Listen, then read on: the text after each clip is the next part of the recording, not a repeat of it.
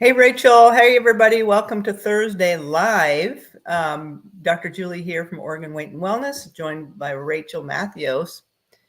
And we've been talking about these pillars of lifestyle medicine, right, Rachel? Yes. Yeah. And today's topic is nutrition. I'm excited to talk about that. Rachel, have you been planting in your garden? No. And I had made a decision earlier this year. I'm not doing a garden there. I've had it. I'm frustrated. I'm overwhelmed. I'm too busy. I can't do it. I just took it off my plate. And then my dear sweet son-in-law built me a beautiful, gorgeous new garden bed that's easier for me to access because I have a temperamental back and my other one was really low to the ground. Now it's more like waist height, so I don't have to bend as much. Oh, And now, ergonomic. yes. So now it's calling to me, plant vegetables. And so I changed my mind. I'm gonna plant, but I'm gonna plant a few of the things that I eat all the time, right? That I can just feed out of my garden rather than trying to plant 12 different things. I'm gonna plant a couple, so that's good. So that's great. I love that attitude, Rachel, rather than throwing it all out, because you're deciding, okay, I'm just going to plant whatever, these 3 or 4 things. That's great. Because, I love to plant. I love a vegetable garden or a produce garden, herb garden. I have so much energy in the beginning. I'm out there. Did we talk about this last time? I can't remember. Sorry if I'm repeating myself. I can turn that soil. I can amend it. I can dig it up. I can plant. I can water. Then come along, July. I'm fizzled out. Well, I think part of that too is come July, unless we know how to garden with certain plants, the vegetables, the leaves, everything looks a little bit drier and weaker. It's not as vibrant and it's hotter. It's harder to garden in July and August. It's more exhausting. You got to time it earlier in the day so you're not sweaty. I think there's a lot of pieces of behavioral that play into that. Right, exactly. I might kind of borrow your idea right there. Just pare it down, shrink it, do 3 or 4 things. And then the other thing I'm going to encourage people to do is find some farmers markets this year, explore farmers markets. Okay. Like you always do. And you say, okay, I'm making a goal. I'm committing to you guys right now. I'm going to do that right now. I am not a farmer's market goer. I just have never made it a habit. And I want to. I know the value. I know it's important to get food that's freshly picked, that's local, that's grown with love and care, and hopefully very few, if any, pesticides and herbicides and things. So that's my commitment. I'm going to find either a CSA box to order, and have it delivered, or head over to my local Albany farmers market. I think on Wednesdays and Saturdays, I think is when we have one. So definitely Saturdays. I've been to that Saturday Albany one. It's good. It's good. And it's fun. So you get to know the people and chit chat and ask questions, and they love to share their knowledge, and you get to see the love of their, So let's jump into that nutrition piece, Rachel, that nutrition pillar of lifestyle. Remind us of the 5 pillars remind us the of 6 the pillars. Yes. 6. And 6 maybe adding a 7, right? Maybe adding a 7. I know I'm adding a 7, but maybe they'll officially add it. Really quick, I want to pop over to something you said about the farmers market, about Albany. For those of you new to farmers markets and it feels overwhelming, you go to the farmers market in Salem or Portland and there's 45 farmers selling kale. Which one do I buy? Right? Albany is small and it's a sweet little farmer's market. It's just in the parking lot of our city hall. There's, I don't know, it's a handful of vendors. And so it kind of shrinks down the overwhelm and the options, right? Here's pick a few things. Right. So I just want to put that out there for people who feel a little intimidated or overwhelmed by a farmer's market or by a large farm stand that can feel very overwhelming. Good. The Albany Farmers Market is really tiny. So yeah. Yeah. Okay. Thanks for that. Yes. That said, the 6 pillars of lifestyle medicine, we talked last week about community. Today, we're going to talk about nutrition. Then there's exercise, and there is stress, sleep, addiction, and then the 7th is nature. Okay. Gotcha.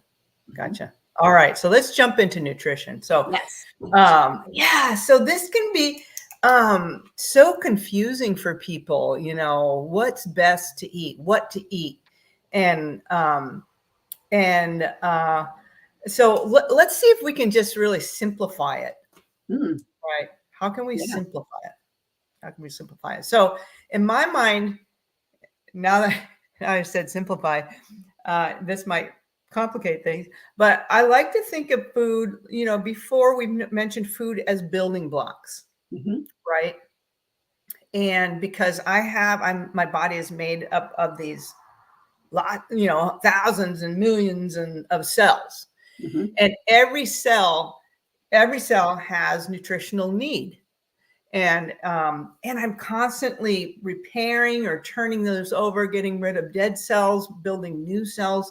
And so without the proper building blocks, I'm not going to build or repair my cells properly. So what are those building blocks? Well, we listened to a great podcast that talked about 5 different things to think of. And one was protein. Of course, that has amino acids. Those are the essential small little building blocks for proteins.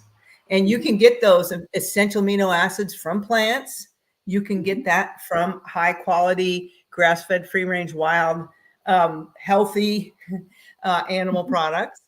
So amino acids that's something you got to eat every day on a very, not all at once probably, but 2-3 meals in your day.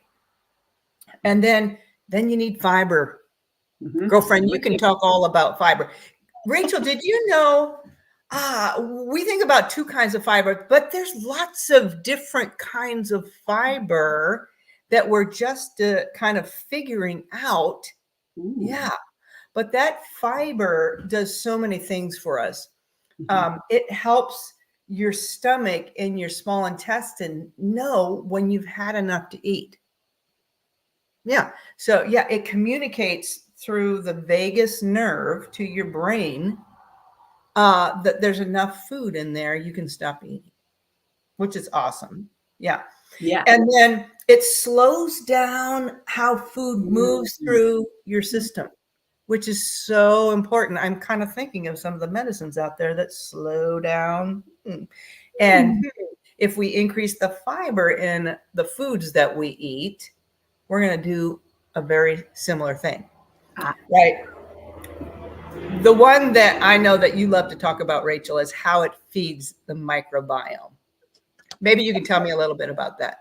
Well, it is my favorite because the gut microbiome is just some fun, exciting science that we're all learning more about. I know everybody listening to this that's a buzzword. They hear it. They may not quite be understanding, but suffice to say that so much of the fiber that you eat in the fruits and vegetables and the grains that you eat doesn't feed you. And healthy fat. There's fiber in healthy fat, avocado, nuts, and seeds. What? That's right. That's exactly right. Yes. Mind blown. Right. Yeah. Yes. So all of the fiber, I won't say all, but a big portion of the fiber isn't for you. You're not feeding yourself that fiber. You're feeding your bugs. And it's kind of an interesting thing to think about, like, oh, this isn't for me. It's for my bugs. I need to feed them to cultivate an environment where the healthy, good bugs can grow and strengthen the walls of my guts and my intestines to keep the bad bugs in their proper place, right? Keep them back, to reduce inflammation. When we think about, IBD and IBS and Crohn's disease and ulcerative colitis, we want to keep that inflammation down. So fiber, feeds the gut microbiome. They need to eat.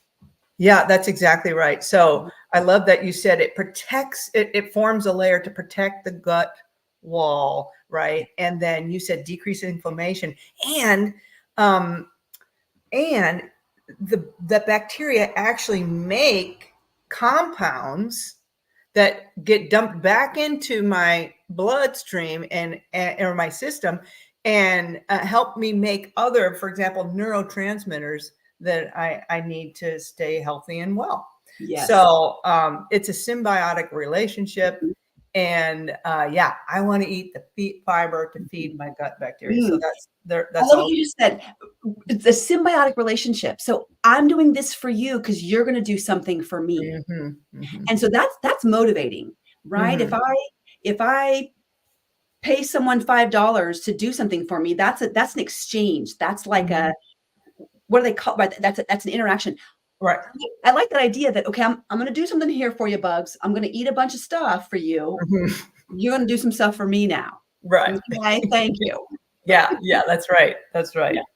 Yeah. And so the third thing that we need is antioxidants, because no matter how clean that we live, how clean of a lifestyle we live, just the fact of metabolism, the daily life on planet Earth, exposure, Yes. we're going to be creating some um, exhaust, right? Yeah. Waste. Yeah, and so yeah, and some reactive oxygen species. Some ages. What's that acronym? I can't I come up can't with remember it. yeah, but I know that AGE stands for something. Sorry, it'll come back to me in a second. But anyway, it's an exhaust, because when you burn energy, you have an after product, right? A byproduct, and some of that can be inflammatory to our system. So we want to eat the antioxidants that kind of put out that fire or keep down that fire. Yes. And those are your fruits and vegetables and your healthy fats. Basically your plant foods, chock full of them. So I want to make sure that I'm getting all those great antioxidants. Yeah. Anything to add about that, Rachel? No, I think you said it really well. Just the understanding that just by being alive, we're creating waste product, right? Not just the one we all think of, but also at the cellular level. All of our cells are creating waste products, byproducts, some toxins, and we need a cleanup crew, something to put out some of the fires, to put out the inflammation, to clean out, and that's part of what the antioxidants do, and also just being alive, right? Just the environment is full of toxins. Breathing creates a byproduct. It's oxidative. So we can offset a lot of the harms and damages from our environment, or from some of the other foods that we eat, or from stress, right? Yeah. Stress processes or lack of sleep. We can offset that with, again, so I'm asking food to do something for me. Hey, I'm going to eat a bunch of fruits and vegetables full of antioxidants. I need you to do some stuff for me. Right. I'm asking you to do something for me, and it will. Yeah. Yeah. Great. Yeah. The other thing we need on a very regular basis, we need them because we can't make these building blocks ourselves. So we need to keep bringing them in, and that's omega-3s. And you're going to get omega-3s from nuts and seeds for the most part, nuts and seeds. And we've got the machinery. And actually, if you eat more nuts and seeds, you're going to up-regulate the machinery to convert that omega-3 that is in the plant into the omega-3 that you actually need in your brain, in your joints, in your heart, and in your cell membranes, basically. And I mean, the fish do that by eating the algae, right? And they upregulate, and some of us enjoy like wild caught salmon or mackerels, anchovies, high in omega-3s, because we're eating those tiny little fish that ate the algae. The algae. That's right. And actually, when animals eat the right kinds of food, like cows are supposed to eat grass, they will actually make some omega-3 too. So So then the other thing we need, we talked about the prebiotic fiber that feeds our gut bacteria. And we can actually eat some healthy bacteria in the form of probiotics. And that would come in like a fermented vegetable or a fermented food. You know, it's interesting, Rachel, that lots of different cultures have fermented foods. Yeah. Yeah. As part of their norm. It's a no-brainer. Right. Yeah. So kimchi, sauerkraut, pickles. And you can think of other things, yogurt, kefir.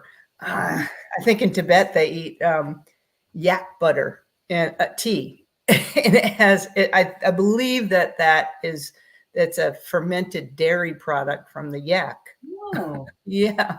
Yeah. So yeah, different cultures, different, but they're eating these fermented foods that have healthy bacteria that add to the bacteria in our gut.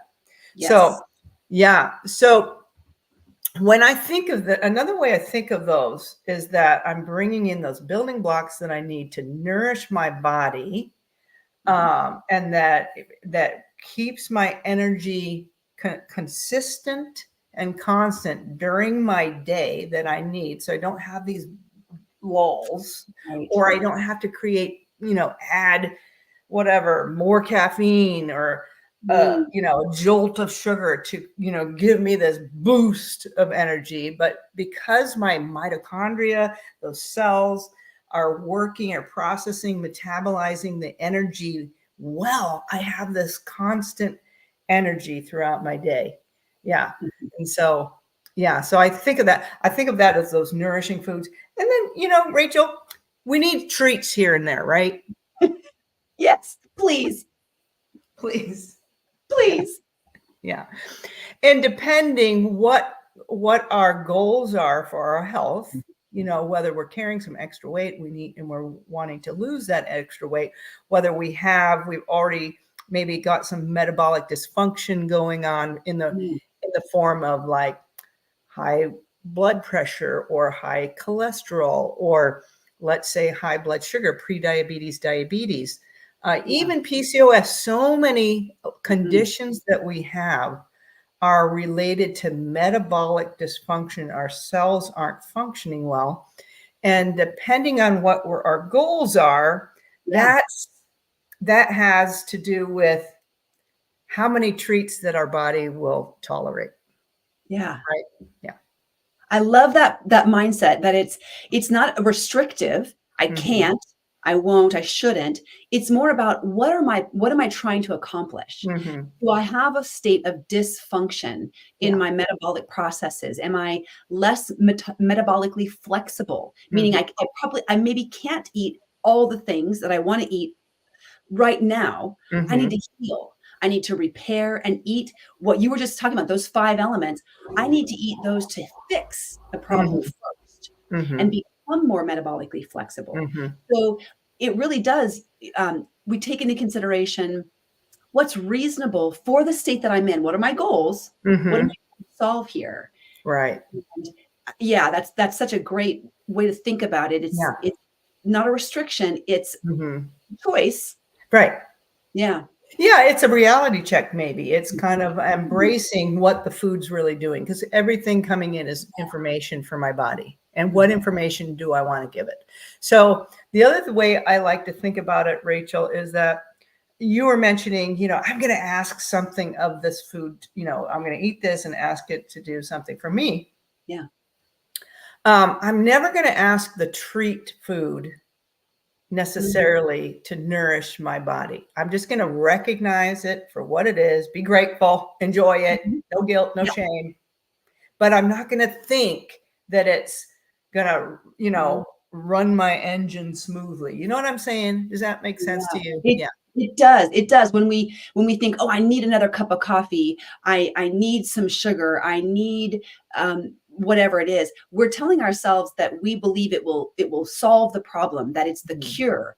And we can change that mindset. What you're suggesting is, what about kind of flipping that mindset and recognizing when I'm choosing foods outside of those 5 categories you mentioned, then I'm choosing a food for a pleasure, for enjoyment, for the gratitude that it is, but it's not healing. It's not building.